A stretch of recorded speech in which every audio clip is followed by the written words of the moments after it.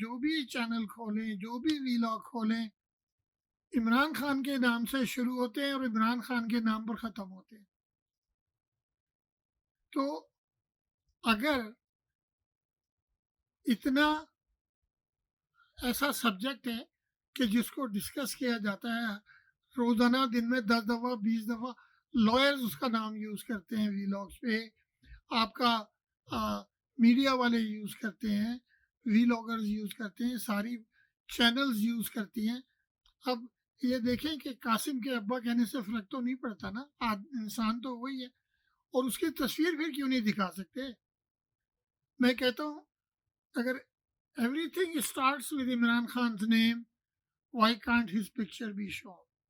ये बड़ा स्ट्रेंज सी बात है, और इससे पाकिस्तान को बहुत नुकसान हो रहा है।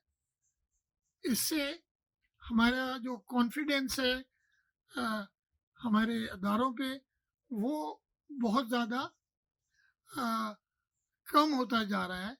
और हमें कोशिश करनी चाहिए कि हम अपना जो पूरी दुनिया में हमारी स्टैंडिंग है, उसको हम आ, आ, कायम रखने के लिए जो भी एफर्ट्स हो सकते हैं वो करें।